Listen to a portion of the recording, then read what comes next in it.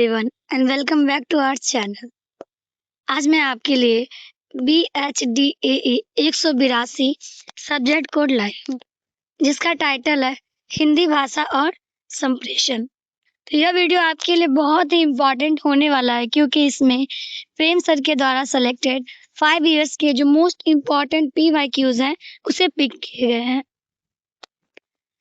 और अगर आप इस सभी प्रश्नों का सही प्रिपरेशन करके जाओगे तो मैं 100% श्योर हूँ कि आप अपने एग्जाम में बहुत अच्छा परफॉर्मेंस करोगे। यह video specially June and December exam के लिए बनाया जा रहा है। तो फुल एनर्जी के साथ चलिए दोस्तों, हम लोग वीडियो को स्टार्ट करते हैं। एक के बाद एक क्वेश्चंस को देखते हैं, समझते हैं और पढ़ते हैं। तो हमारा सबसे पहला क्वेश्चन है, हिंदी भाषा और उसके विकास पर प्रकाश डालिए। तो हमारा पहला क्वेश्चन क्या है? हिंदी भाषा और उसके विकास। तो बेसिकली इसमें हम लोग सबसे पहले ये पढ़ेंगे कि हिंदी भाषा के बारे में, उसके बाद देखेंगे इसका विकास कैसे हुआ। तो हिंदी भाषा भारत की प्रमुख भाषाओं में से एक है, जिसका विकास प्राचीन संस्कृत से हुआ है। तो हिंदी भाषा का विकास किससे हुआ है? प्राचीन संस्कृत से हुआ है। संस्कृत से प्राकृत और अपभ्रंश भाषाओं के माध्यम से हिंदी का स्वरूप विकसित हुआ। लगभग 10वीं शताब्दी के बाद हिंदी के विभिन्न रूप जैसे अवधी, ब्रजभाषा आदि प्रचलित हुए। आधुनिक हिंदी का विकास 19वीं शताब्दी में खड़ी बोली के रूप में हुआ। तो इसका विकास कब हुआ? 19वीं शताब्दी में। और किसके रूप में हुआ? खड़ी बोली के रूप में हुआ, मतलब खड़ी बोली के आधार पर। हिंदी को 1950 में भारत की राजभाषा का दर्जा मिला। यह देवनागरी लिपि में लिखी जाती है। तो हिंदी हमारा किस लिपि में लिखा जाता है? तो वो देवनागरी लिपि में हिंदी लिखा जाता है।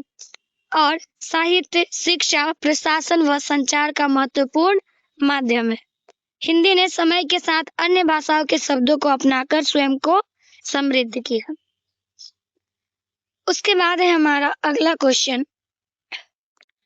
तो हमारा अगला क्वेश्चन है, स्वर को स्पष्ट करते हुए स्वरों के वर्गीकरण के आधारों की चर्चा कीजिए।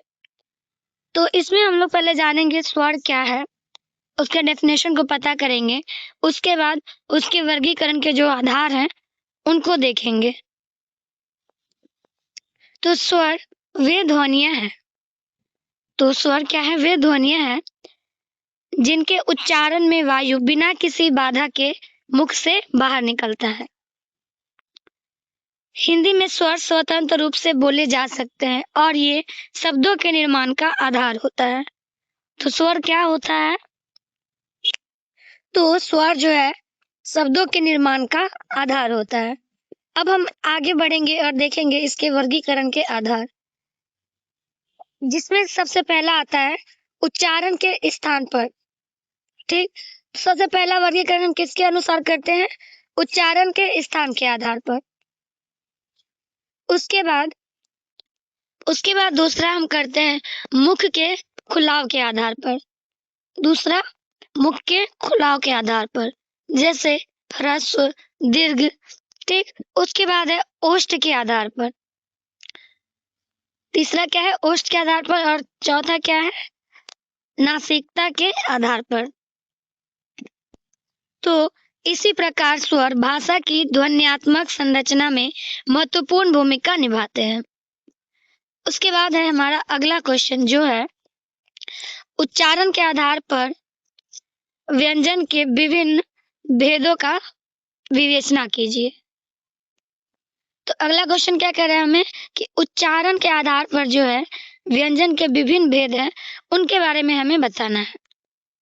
तो उच्चारण के आधार पर व्यंजनों का वर्गीकरण उनके उच्चारण स्थान के अनुसार किया जाता है। तो इससे क्या हमारा मतलब है? उच्चारण के आधार पर मतलब जिसमें व्यंजनों का वर्गीकरण उच्चारण स्थान के अनुसार किया जाता है, जो मुख्यतः 5 है, जिसमें से पहला है हमारा कंठ, फिर तालव्य, मूर्धन्य, दंत और फिर ओष्ठ। तो अब हम आगे बढ़ते हैं और देखते हैं इन सभी पांचों को। तो इसमें सबसे पहला क्या है, कंठ व्यंजन है। जो कौन है, क ख का जो वर्ग है वो कंठ व्यंजन है हमारा, जिसका उच्चारण कंठ अर्थात गले से होता है। उसके बाद अगला है हमारा तालव्य व्यंजन। जो कौन है, च छ। च का वर्ग कौन सा हुआ, वो है तालव्य व्यंजन, जो जीभ के तालू से स्पर्श करने पर निकलता है। उसके बाद अगला है हमारा मूर्धन्य व्यंजन। तो जो मूर्धन्य व्यंजन है वो है हमारा ट ठ, जिसमें जीभ जो है मुड़कर तालू के पीछे वाला भाग मुर्दा से लगती है। उसके बाद अगला है हमारा दंत व्यंजन। तो दंत व्यंजन का वर्ग कौन सा है, त वर्ग का जो है हमारा त थ द ध, वो है दंत व्यंजन। इसका उच्चारण जो है दांतों के पास जीभ लगाकर किया जाता है। मतलब जब आप बोलेंगे इसे त थ, तो तब हमारा जीभ क्या होता है, वो हमारे दांतों से स्पर्श होता है। उसके बाद अगला है हमारा ओष्ठ व्यंजन। तो पी वर्ग जो है, प का वर्ग, वो ओष्ठ व्यंजन है हमारा, जो होठों के मिलन से उच्चारित होता है। तो इसी प्रकार उच्चारण के स्थान के आधार पर व्यंजनों का वर्गीकरण भाषा ध्वनियों को समझने में सहायक होता है। अगर आपको वीडियो पसंद आ रही हो तो वीडियो को लाइक, शेयर और सब्सक्राइब जरूर करें और हमारे साथ वीडियो के लास्ट तक बने रहे। आगे हम और भी मोस्ट इम्पॉर्टेंट क्वेश्चंस को देखेंगे और समझेंगे। अब उसके बाद हमारा अगला क्वेश्चन जो है, लिंग विधान और लिंग परिवर्तन को स्पष्ट कीजिए। तो बेसिकली इसमें हम लोग लिंग विधान क्या है ये जानेंगे और लिंग परिवर्तन क्या है ये जानेंगे। तो जो लिंग विधान है, तो इससे आश है संज्ञा और सर्वनाम के उस रूप से है जिससे उसके लिंग का पता होता है, लिंग का बोध होता है।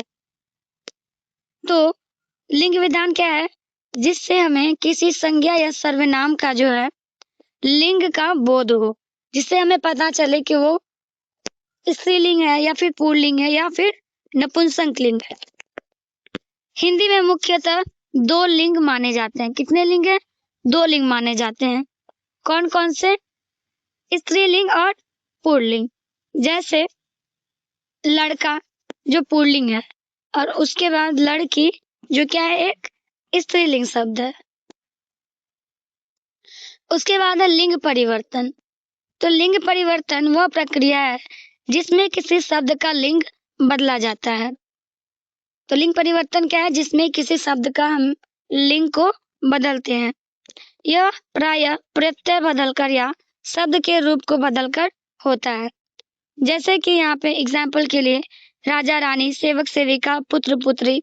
तो इसमें आप लोग देखेंगे कि ये बहुत सिमिलर है, इसमें ज्यादा कुछ चेंज नहीं किया गया है। लेकिन जो कुछ शब्द होता है उसमें लिंग परिवर्तन बहुत ही अलग ही रहता है।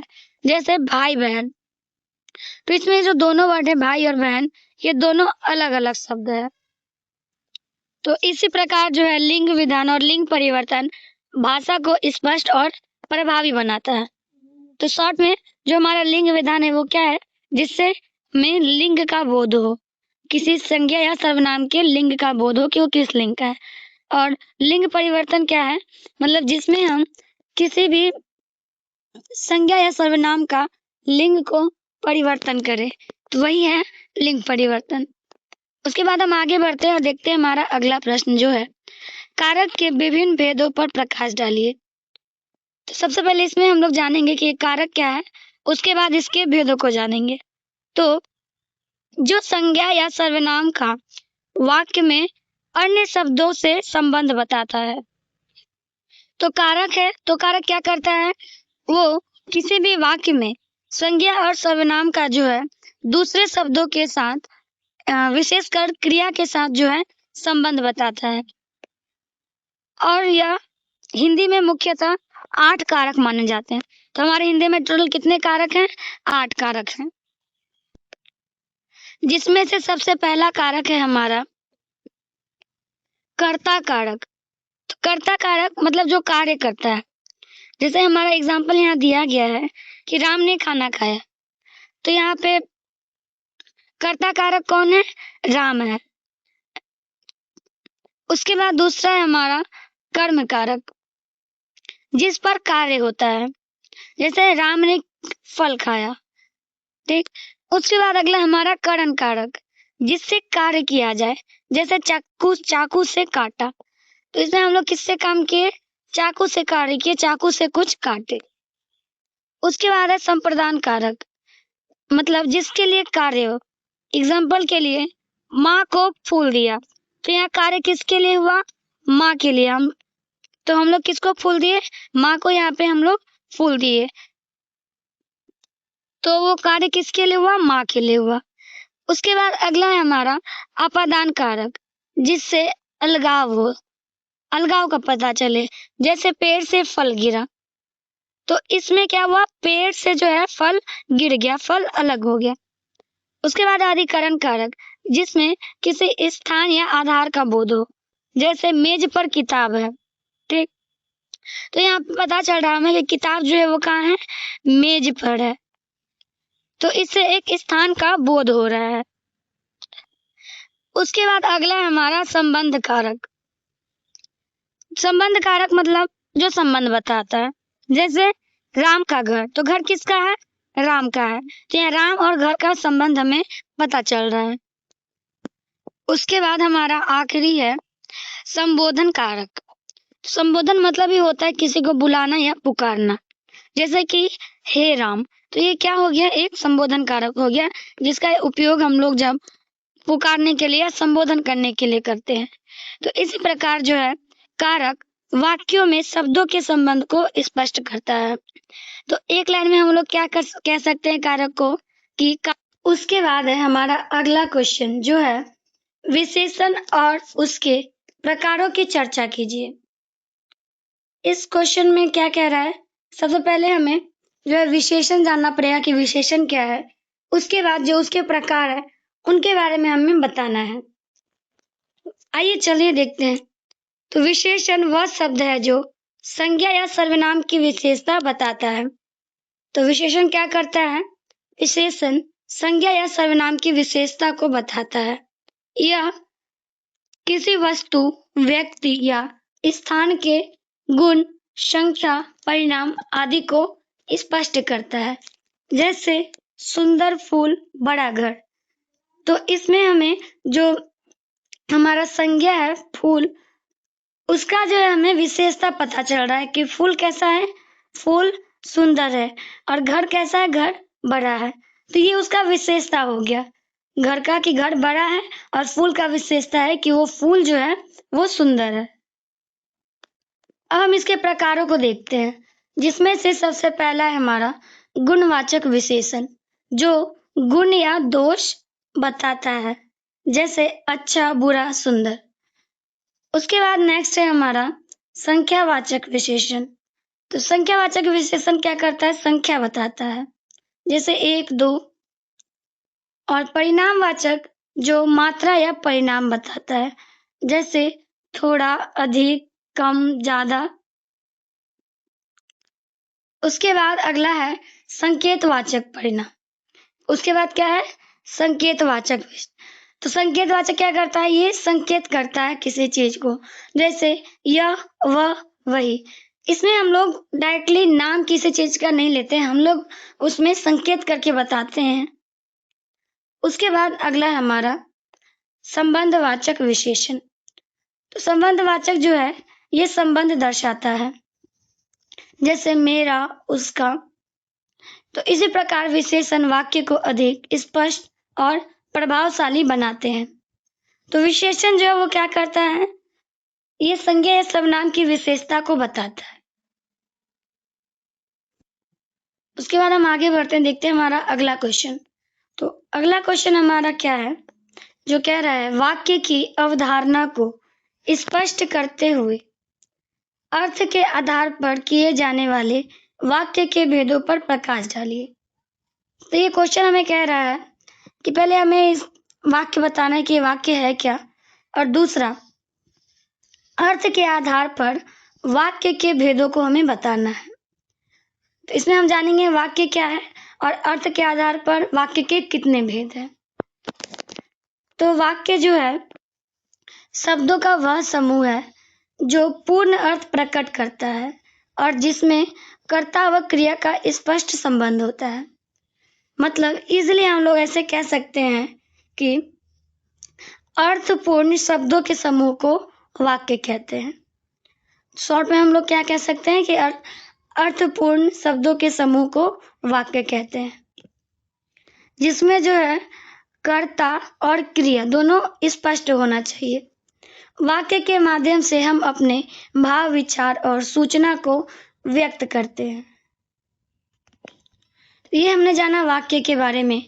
अब हम आगे बढ़ते हैं और देखते हैं कि अर्थ के आधार पर वाक्य के कितने भेद हैं और कौन कौन से हैं, जिसमें से सबसे पहला है हमारा विधानवाचक वाक्य। तो ये जो है किसी तथ्य या कथन को प्रकट करता है, विधानवाचक। एग्जाम्पल के लिए यहाँ है, जैसे राम स्कूल जाता है। उसके बाद अगला है हमारा निषेधवाचक वाक्य, जो किसी बात का निषेध करता है, मतलब मना करता है। जैसे राम स्कूल नहीं जाता है। फिर है अगला हमारा प्रश्नवाचक वाक्य, जिससे प्रश्न पूछता है, मतलब जिससे प्रश्न पूछने का बोध हो। जैसे यहाँ पे, क्या तुम पढ़ रहे हो? क्या आप लोग पढ़ रहे हो? क्या आपकी प्रिपरेशन अच्छी चल रही है? तो ये कैसे वाक्य हो गए? ये हो गए प्रश्नवाचक वाक्य। तो विधानवाचक किसी तथ्य या कथन को प्रकट करता है, निषेधवाचक किसी बात का निषेध करता है और प्रश्नवाचक प्रश्न पूछता है। उसके बाद आता है हमारा आज्ञावाचक, जिसे आदेश, अनुरोध या सलाह देता है। तो आज्ञावाचक में किस चीज का बोध होता है? आदेश, अनुरोध या सलाह देने का। उसके बाद अगला आता है हमारा इच्छावाचक। तो इससे इच्छावाचक जो है इच्छा या कामना व्यक्त करता है। जैसे कि ईश्वर तुम्हें सफलता दे। तो इसमें क्या हो रहा है? एक इच्छा का बोध हो रहा है, हम लोग अपनी इच्छा के बारे में बोल रहे हैं। उसके बाद हमारा 6 नंबर पे है विस्मयादि बोधक वाक्य, मतलब जिससे आश्चर्य भाव प्रकट हो। जैसे वाह कितना सुंदर दृश्य है। तो इसमें क्या हो रहा है? एक भाव प्रकट हो रहा है। तो इसी प्रकार वाक्य के विभिन्न भेद अर्थ के अनुसार उसके उद्देश्यों को स्पष्ट करते हैं। उसके बाद अगला है हमारा लिखित संप्रेषण को स्पष्ट कीजिए। तो ये लिखित संप्रेषण क्या है? चलिए इसके बारे में हम लोग पढ़ते हैं और देखते हैं। तो लिखित संप्रेषण वह प्रक्रिया है जिसमें विचार, सूचना या संदेश को लिखित रूप में व्यक्त किया जाता है। तो ये कैसी प्रक्रिया है लिखित संप्रेषण? जिसमें विचार, सूचना या संदेश को लिखित रूप में व्यक्त किया जाता है ताकि उसे पढ़कर समझा जा सके। यह संप्रेषण पत्र, ईमेल, रिपोर्ट, नोटिस, संदेश आदि के माध्यम से किया जाता है। और आगे इसकी विशेषता। तो इसके क्या क्या विशेषता है? इसकी सबसे पहली विशेषता यह है कि ये जो है स्थायी होता है, स्पष्ट और सुव्यवस्थित होता है तथा इसे प्रमाण के रूप में सुरक्षित रखा जा सकता है। तो इसके क्या क्या विशेषता है? तो पहला विशेषता है कि यह स्थायी होता है, स्पष्ट और सुव्यवस्थित होता है और इसे एज अ प्रूफ सुरक्षित रखा जा सकता है, प्रमाण के रूप में इसे सुरक्षित रखा जा सकता है। इसमें भाषा की शुद्धता और स्पष्टता अत्यंत आवश्यक होती है। इसके लाभों में संदेश का स्थायी रिकॉर्ड, विस्तृत जानकारी देने की सुविधा और दूर तक संप्रेषण शामिल है। तो इसके लाभ में क्या क्या आता है? जिसमें से सबसे पहला लाभ है हमारा स्थायी रिकॉर्ड रहता है, ये विस्तृत जानकारी देने की इसमें सुविधा होती है और यह दूर तक का संप्रेषण भी करता है, दूर तक का कम्युनिकेशन इससे पॉसिबल हो पाता है। तो हम लोग कह सकते हैं कि जो लिखित संप्रेषण प्रभावी और औपचारिक संचार का महत्वपूर्ण माध्यम है। अब हम आगे बढ़ते हैं और है हमारा अगला क्वेश्चन जो है, भाषा के विविध रूपों का संक्षिप्त परिचय दीजिए। तो इसमें हम जो भाषा के रूप हैं अलग अलग उसके बारे में पढ़ेंगे। तो भाषा के विविध रूप उसके प्रयोग और क्षेत्र के आधार पर भिन्न भिन्न होते हैं। तो इसके रूप किसके आधार पर होते हैं? उसके प्रयोग और क्षेत्र के आधार पर उसे भिन्न भिन्न किया जाता है, जिसमें से सबसे पहला है मौखिक भाषा, जो बोल कर व्यक्त किया जाता है। तो मौखिक भाषा में क्या होता है? हम लोग बोल कर किसी चीज़ को, अपने भाव विचारों को व्यक्त करते हैं। उसके बाद है लिखित भाषा, जिसमें लिख कर व्यक्त किया जाता हो। तो लिखित भाषा में हम लोग क्या करते हैं? किसी चीज़ को लिख के अपने भाव विचारों को व्यक्त करते हैं, और मौखिक में बोल कर करते हैं।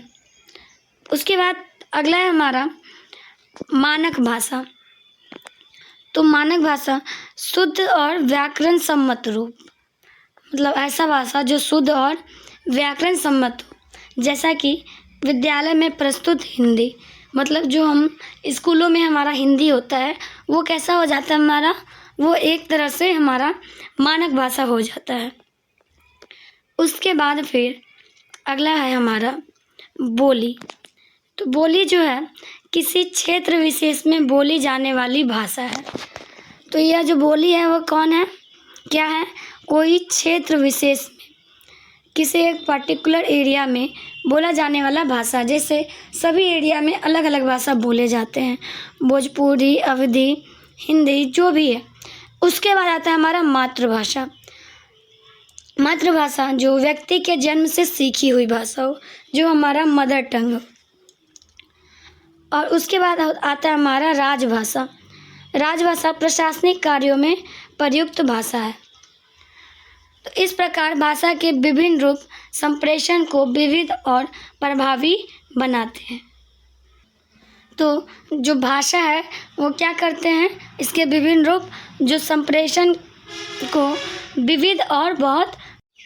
उसके बाद है हमारा अगला क्वेश्चन जो है, वर्ण का तात्पर्य स्पष्ट करते हुए वर्णों की विशेषताएं बताइए। तो इसमें हमें सबसे पहले वर्ण बताना है कि वर्ण क्या है। उसके बाद स्वर वर्ण का हमें विशेषता बताना है। तो वर्ण वह सबसे छोटी ध्वनि इकाई है। तो वर्ण क्या है? सबसे छोटी ध्वनि इकाई है, जिसे और विभाजित नहीं किया जा सकता और जिसका उच्चारण स्पष्ट रूप से किया जा सके। तो हिंदी में हमारे कितने वर्ण होते हैं? 2 प्रकार के होते हैं। जो है पहला स्वर वर्ण, उसके बाद है व्यंजन वर्ण। तो जैसा कि हमने क्वेश्चन में पढ़ा कि हमें स्वर्ण वर्ण की विशेषताओं को बताना है। तो आइए देखते हैं स्वर वर्ण की विशेषता क्या क्या है। जिसमें से पहला है स्वर वर्ण के उच्चारण में वायु बिना किसी बाधा के मुख से निकलती है। ठीक।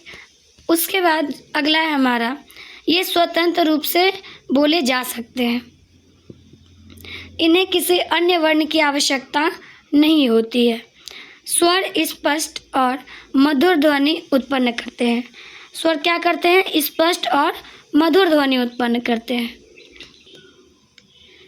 हिंदी में मुख्य स्वर हैं अ आ से लेके पूरा ओ अ तक, जो भी स्वर हैं जितने भी, वो सारे मुख्य स्वर हैं, स्वर वर्ण। उसके बाद है स्वरों के उच्चारण में जीभ, होठ और तालु की स्थिति का विशेष महत्व होता है। तो इस प्रकार स्वर वर्ण भाषा की मूल और आवश्यक ध्वनियाँ हैं। तो स्वर वर्ण क्या है हमारा? भाषा की मूल और आवश्यक ध्वनियाँ हैं।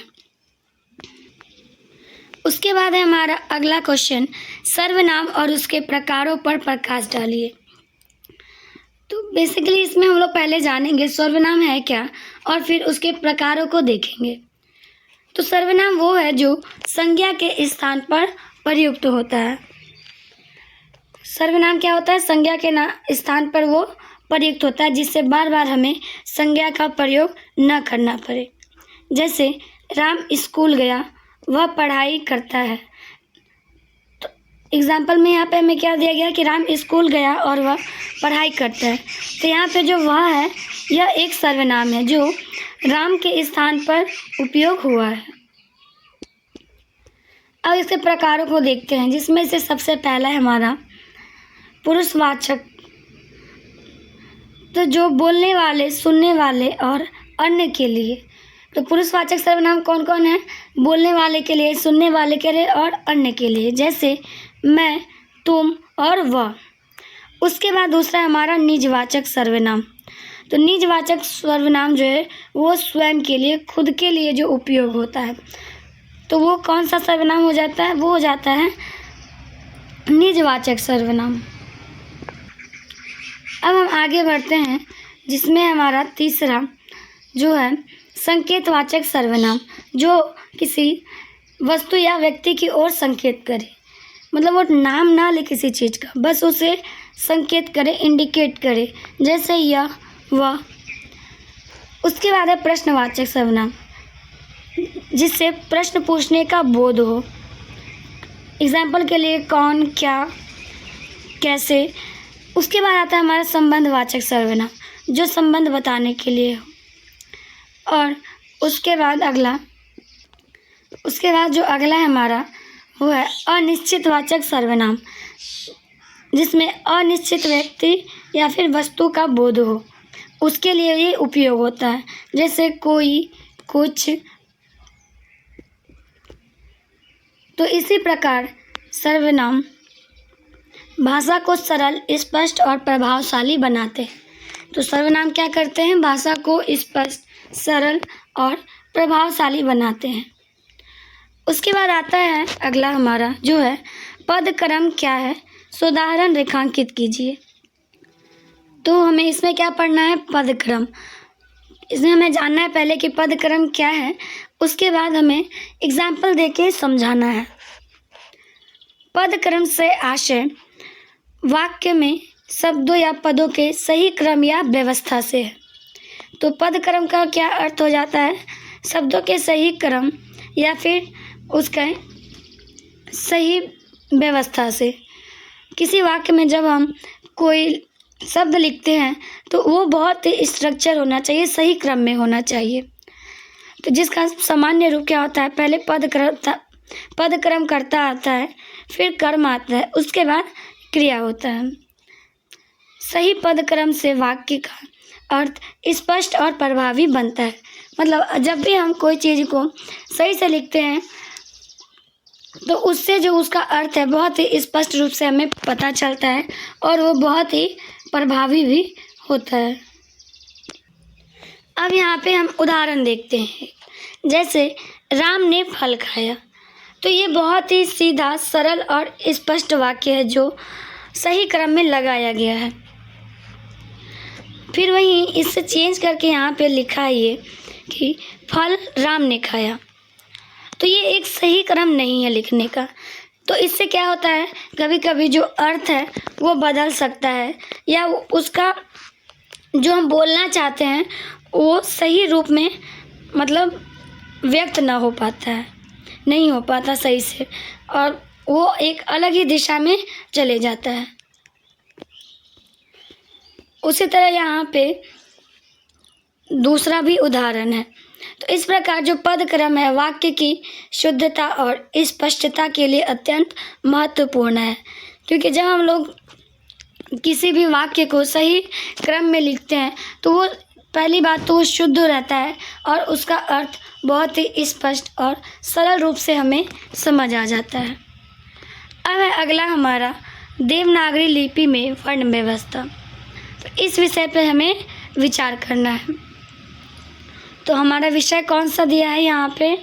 देवनागरी लिपि में वर्ण व्यवस्था। तो देवनागरी लिपि में वर्ण व्यवस्था अत्यंत वैज्ञानिक और व्यवस्थित मानी जाती है। इसमें वर्णों को मुख्यतः स्वर और व्यंजन दो भागों में बांटा गया है, जैसा कि हमने पहले भी पढ़ा। तो जो हमारा देवनागरी लिपि है इसमें कितने भागों में बांटा गया वर्णों को? मुख्यतः 2 भागों में बांटा गया है, स्वर और फिर व्यंजन। स्वरों को पहले रखा जाता है, तो ये अ से लेके अ तक का जो वर्ग है वो कौन सा है? ये स्वरों का वर्ग है। तो इसको जो हम लोग पहले रखते हैं क्योंकि ये स्वतंत्र रूप से उच्चारित होता है। और फिर इसके बाद जो हम लोग व्यंजन को रखते हैं, तो जब हम लोग व्यंजन को भी रखते हैं तो उसको हम लोग उसके उच्चारण स्थान के आधार पर रखते हैं। तो सबसे पहले आता है स्वर, ठीक। उसके बाद जो हम लोग व्यंजन को उसके क्रम में रखते हैं, लाइन बाय लाइन, और वो भी उच्चारण के स्थान के आधार पर। तो उच्चारण के स्थान जैसे हम लोग ने पहले भी पढ़ा, जिसमें से पहला हमारा कंठ, फिर तालव्य, मूर्धन्य, दंत, ओष्ठ। तो ये सारे उसके क्या थे? उच्चारण स्थान के आधार पर हमने बांटा था उन्हें। और इसके अतिरिक्त अंतःस्थ जैसे य, र, ल, व, और फिर जो ऊष्म है तालव्य, श, मूर्धन्य, स, दंत, स, वो भी वर्ण इसमें शामिल है। और इसे सबसे लास्ट में रखा जाता है, स्वर के बाद व्यंजन, और फिर व्यंजन के बाद अंतः, और उसके बाद ऊष्म को। तो इसी प्रकार देवनागरी लिपि की वर्ण व्यवस्था सरल, तर्क संगत और उच्चारण के अनुरूप होने के कारण भाषा सीखने में अत्यंत सहायक है। अब हम आगे बढ़ते हैं, जिसमें से हमारा अगला क्वेश्चन कह रहा है कि मूल स्वर को सोदाहरण स्पष्ट कीजिए। इसमें हम लोग क्या जानेंगे? सबसे पहले कि मूल स्वर क्या है, ठीक। उसके बाद हम लोग एग्जाम्पल के साथ उसको समझाएंगे। तो मूल स्वर वे स्वर हैं जो स्वतंत्र रूप से उच्चारित होते हैं। तो मूल स्वर क्या होते हैं? ऐसे स्वर जो स्वतंत्र रूप से उच्चारित हो और किसी अन्य स्वर के मेल से नहीं बने होते।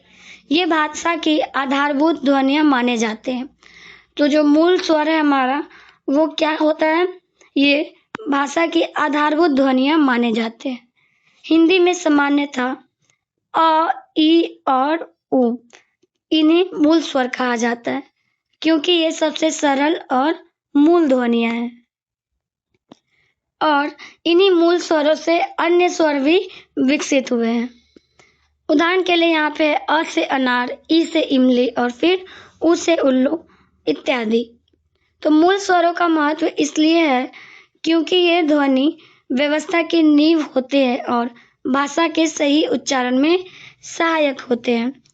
तो मूल स्वर क्या होते हैं? ये ध्वनि व्यवस्था की नींव होते हैं और भाषा का जो सही उच्चारण होता है उसमें। उसके बाद है हमारा अगला क्वेश्चन जो है वचन विधान को सोदाहरण चर्चा कीजिए। मतलब सबसे पहले हम इसमें वचन विधान जानेंगे और उसके बाद एग्जाम्पल के साथ उसके बारे में हमें बताना है। तो जैसा कि वचन विधान हमने पहले ही पढ़ा कि संज्ञा या सर्वनाम और क्रिया के उस रूप से जिसमें संख्या का बोध हो। तो वचन विधान क्या है? तो इससे आशय है संज्ञा, सर्वनाम और क्रिया के उस रूप से जिससे एक से एक या एक से अधिक संख्या का बोध हो। हिंदी में वचन के 2 भेद होते हैं, एक वचन और बहुवचन। एक वचन से जो है एक व्यक्ति या वस्तु का बोध होता है। तो वचन कितने प्रकार के? हमारे 2 प्रकार के हैं, जिसमें से पहला एक वचन। और एक वचन से मतलब ये पता चल रहा है कि जिससे एक व्यक्ति वस्तु का बोध हो, जैसे लड़का और किताब। उसके बाद अगला है हमारा बहुवचन, जिससे एक या एक से अधिक का बोध होता है, जैसे लड़के, किताबें। तो यहाँ पे बस एक लड़का नहीं है, यहाँ पे बहुत सारे लड़के हैं और बहुत सारी किताबें हैं। तो मतलब बहुवचन में एक या एक से अधिक का बोध होता है। और वचन के अनुसार क्रिया और विशेषण भी बदलते रहते हैं। जैसे लड़का खेलता है, ठीक, ये हमारा एक वचन का हो गया। और इसे को अगर हम बहुवचन में करें तो इसका जो क्रिया और विशेषण है दोनों बदल रहा है, जिसमें क्या हो रहा है, लड़के खेल रहे हैं, इसमें बहुत सारे लड़के हो गए। तो वचन के अनुसार क्रिया और विशेषण बदलते रहता है। उसके बाद आगे, इस प्रकार वचन विधान वाक्य को स्पष्ट और शुद्ध बनाने में महत्वपूर्ण भूमिका निभाता है। अब फिर आगे हमारा अगला क्वेश्चन जो है, क्रिया को स्पष्ट करते हुए उसके प्रकारों का परिचय दीजिए। तो इसमें हम लोग क्या पढ़ेंगे कि क्रिया क्या है और उसके बाद उसके प्रकारों को जानेंगे। तो क्रिया जो किसी कार्य, अवस्था या घटना का बोध कराता है।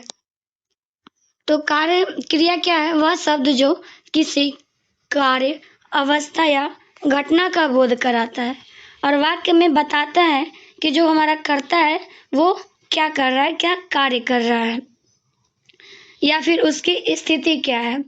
जैसे राम खेलता है, तो इसमें राम क्या कर रहा है, राम खेल रहा है। और वह सो रहा है, जिससे पता चल रहा है कि वो अभी क्या कर रहा है, सो रहा है। तो वो एक क्रिया कर रहा है, वो सो रहा है।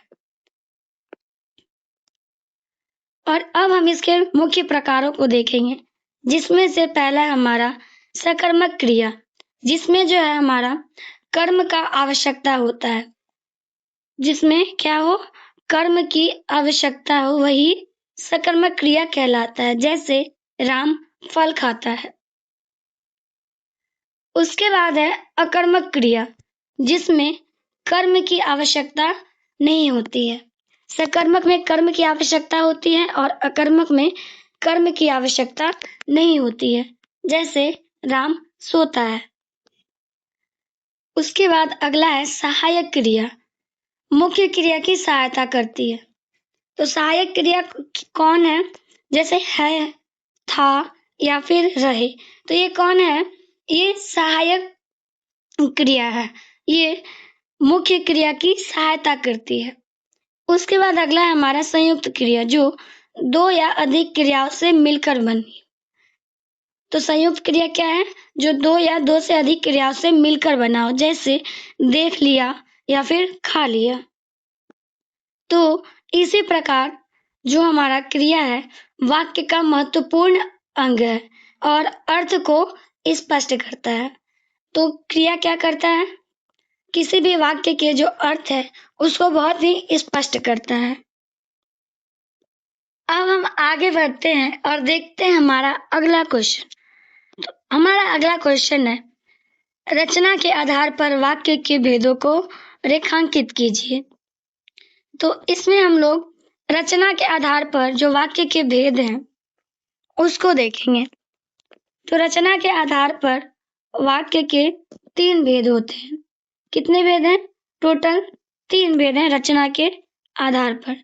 इसमें से पहला है सरल, फिर संयुक्त और फिर मिश्र। तो अब देखते हैं हम अगला, जो हमारा सरल वाक्य है वो क्या है। इसमें केवल एक कर्ता और एक क्रिया होती है। तो सरल वाक्य में क्या होता है, इसमें एक ही कर्ता और एक ही क्रिया होती है, अर्थात एक ही उपवाक्य होता है। जैसे राम पुस्तक पढ़ता है, तो इसमें कर्ता भी एक है और काम भी एक ही हो रहा है। उसके बाद दूसरा है हमारा संयुक्त वाक्य। तो संयुक्त वाक्य जिसमें दो या दो से अधिक स्वतंत्र उपवाक्य, समुच्चय बोधक अवयव और तथा या ए से जुड़े होते हैं। तो संयुक्त वाक्य में क्या होते हैं, दो या दो से अधिक जो है स्वतंत्र उपवाक्य जुड़े होते हैं, जिसमें जोड़ने का कार्य कौन करता है, समुच्चय बोधक अवयव। कौन कौन है, और, तथा, या, लेकिन, इसीलिए, ये सब। तो उदाहरण के लिए हमारे दिया हुआ है कि राम पढ़ता है और सीता खेलती है। तो इसमें जो है 2 वाक्य है और इसके बीच में एक हमारा समुच्चय बोधक अवयव और लगा हुआ है। उसके बाद अगला है हमारा मिश्र वाक्य। तो मिश्र वाक्य जिसमें एक मुख्य उपवाक्य होता है तथा उसके साथ एक या अधिक आश्रित उपवाक्य जुड़े होते हैं। तो इसमें जो मुख्य उपवाक्य वो एक ही होता है, लेकिन उसके साथ में एक या फिर उससे ज़्यादा जो है उपवाक्य जुड़ा होता है। जैसे जो लड़का पढ़ रहा है वह मेरा मित्र है। तो इससे क्या हो रहा है, यहाँ पे जो है 2 वाक्य है और बहुत इसमें बोल सकते हैं कि बहुत चीज़ इसमें मिक्स है। जैसे यहाँ पे लड़का पढ़ रहा है, तो ये कोई और बता रहा है, ठीक? और वो ये भी बोल रहा है कि ये मेरा मित्र है। तो जो इस प्रकार के वाक्य होते हैं, वो मिश्र वाक्य में आते हैं। रचना के आधार पर वाक्यों का वर्गीकरण किया जाता है, जिससे उसकी संरचना और अर्थ स्पष्ट होते हैं।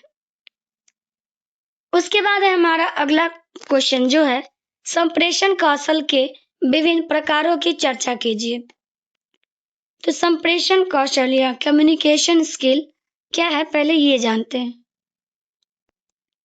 संप्रेषण कौशल वे क्षमताएं हैं जिनसे हम अपने विचारों, भावों और सूचनाओं को प्रभावी ढंग से व्यक्त करते हैं। तो संप्रेषण कौशल में हम लोग क्या करते हैं, ये ऐसी क्षमताएं हैं, कैपेसिटीज हैं, जिसमें हम अपने विचारों, भावों और सूचनाओं को एक प्रभावी ढंग से व्यक्त करते हैं। अब हम आगे बढ़ते हैं और इसके मुख्य प्रकारों को देखते हैं, जिसमें से सबसे पहला प्रकार है हमारा मौखिक संप्रेषण या ओरल कम्युनिकेशन। इसमें जो है बोलकर विचार को व्यक्त किया जाता है। जैसे हम लोग किसी से बातचीत करते हैं या फिर जब भाषण देते हैं, तो वो एक प्रकार का हमारा मौखिक संप्रेषण है। उसके बाद अगला है हमारा लिखित संप्रेषण, जिसमें हम लोग लिख कर संदेश देते हैं। तो लिखित संप्रेषण में हम लोग कैसे बात करते हैं, लिख के बात करते हैं, लिखित रूप में करते हैं, जैसे पत्र या फिर ईमेल। उसके बाद है हमारा तीसरा अमौखिक संप्रेषण। तो ये बिना शब्दों के होता है, जिसमें हम लोग बोलते भी नहीं है ना लिखते हैं। एग्जाम्पल के लिए हमारा हाव भाव, चेहरे का भाव, तो ये सारे क्या है, ये एक अमौखिक संप्रेषण है। इससे जो हाव भाव या फिर जो चेहरे का भाव होता है, उससे हमें किसी का जो बात है या जो उसकी भावना है वो समझ आ जाती है और हमें बोलने या फिर लिखने की जरूरत नहीं होती। उसके बाद अगला है हमारा दृश्य संप्रेषण। दृश्य संप्रेषण में आता है चित्र, चार्ट, ग्राफ आदि के माध्यम से जो होता है, तो वो दृश्य संप्रेषण है। उसके बाद आता है श्रव्य दृश्य संप्रेषण, ऑडियो वीडियो के माध्यम से। तो ये किसके माध्यम से होता है, ऑडियो वीडियो के माध्यम से, जैसे टीवी हो गया, ठीक। तो इसी प्रकार जो है संप्रेषण कौशल प्रभावी संवाद और समझ विकसित करने में महत्वपूर्ण भूमिका निभाते हैं। तो संप्रेषण कौशल क्या करते हैं, प्रभावी संवाद और समझ विकसित करने में महत्वपूर्ण भूमिका निभाते हैं। अब हम आगे बढ़ते हैं, जिसमें से हमारे पास यहाँ पे कुछ विषय दिया हुआ है और इसके बारे में हमें बताना है और पढ़ना है। सबसे पहला टॉपिक है हमारा भाषा और संप्रेषण। तो भाषा और संप्रेषण एक दूसरे से गहराई से जुड़े हुए हैं। भाषा वह माध्यम है जिसके द्वारा हम अपने विचार, भाव और सूचनाएं व्यक्त करते हैं। तो भाषा के माध्यम से हम लोग क्या करते हैं, अपने विचार, भाव और सूचनाओं को व्यक्त करते हैं, जबकि संप्रेषण वह प्रक्रिया है जिसमें संदेश को एक व्यक्ति से दूसरे तक पहुंचाया जाता है। तो संप्रेषण कैसी क्रिया है, इसमें संदेश को एक व्यक्ति से दूसरे व्यक्ति तक पहुंचाया जाता है। भाषा के द्वारा हम अपने भाव विचारों को एक दूसरे के साथ व्यक्त करते हैं और संप्रेषण में संदेशों को एक व्यक्ति से दूसरे व्यक्ति तक पहुंचाते हैं। भाषा संप्रेषण का प्रमुख साधन है क्योंकि इसके बिना विचारों का आदान प्रदान कठिन हो जाता है। संप्रेषण मौखिक, लिखित तथा अमौखिक रूपों में हो सकता है, पर हर रूप में भाषा का महत्वपूर्ण स्थान होता है। उसके बाद अगला है हमारा वर्ण लिखने की रीति। वर्ण लिखने की रीति से क्या अर्थ है, मतलब जिसमें अक्षरों को सही ढंग से लिखने की विधि हो, तो जिसे हम लोग क्या बोलते हैं, वर्ण लिखने की रीति। तो वर्ण लिखने की रीति से आशय अक्षरों को सही ढंग से लिखने की विधि से है। देवनागरी लिपि में वर्णों को निश्चित क्रम और आकार के अनुसार लिखा जाता है और जो प्रत्येक वर्ण है उसकी अपनी बनावट और रचना होती है, जिसे सही दिशा और क्रम में लिखना आवश्यक होता है। वर्ण लिखते समय रेखाओं, मात्राओं और शिरोरेखा का विशेष ध्यान रखा जाता है। अक्षरों को स्पष्ट, सुडौल और समान आकार में लिखना चाहिए ताकि लेखन सुंदर और पढ़ने योग्य बने। तो इसी प्रकार जो है सही लेखन भाषा की शुद्धता और सौंदर्य को बढ़ाता है। तो जो वर्ण लेखन है वो क्या करता है, भाषा की शुद्धता और हमारा जो अगला विषय है वो है कर्ता कारक। जैसा कि हमने इससे पहले भी पढ़ा कारक के बारे में, जिसमें हमने कर्ता कारक पढ़ा था। तो कर्ता कारक जो है ये कारक का एक भेद है। तो कर्ता कारक क्या है, वह कारक जो वाक्य में कार्य करने वाले व्यक्ति या वस्तु का बोध कराता है, अर्थात जो क्रिया को करता है वही कर्ता कहलाता है। तो जो काम करता है, जो क्रिया करता है वो कर्ता कहलाता है।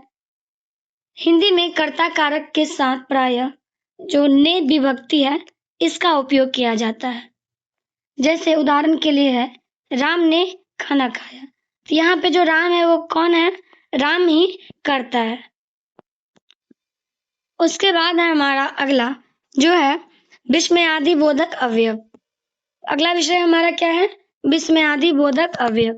तो विस्मयादि बोधक अवयव वे होते हैं जो अचानक उत्पन्न होने वाले भाव जैसे आश्चर्य, खुशी, दुख, क्रोध आदि को व्यक्त करते हैं। तो ये कौन से शब्द होते हैं जिससे जो अचानक उत्पन्न होने वाला भाव होता है जैसे आश्चर्य, खुशी, तो ये उसको व्यक्त करते हैं। ये अवयव वाक्य के अन्य शब्दों से व्याकरणिक रूप से जुड़े नहीं होते बल्कि केवल एक भाव प्रकट करते हैं। उदाहरण के लिए हमारे यहाँ पे है जैसे अरे तुम यहाँ कैसे, तो इससे क्या हो रहा है, एक आश्चर्यजनक जो भाव है वो उत्पन्न हो रहा है। तो यही क्या है, यही एक विस्मयादि बोधक अवयव है। उसके बाद अगला है हमारा वर्ण और लिपि। तो वर्ण भाषा की सबसे छोटी ध्वनि इकाई है।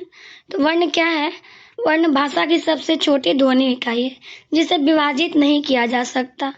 यह ध्वनि के रूप में बोली जाती है जैसे अ, क, म आदि। वर्ण मिलकर शब्दों का निर्माण करते हैं। तो शब्दों का निर्माण किससे होता है, वर्ण से होते हैं।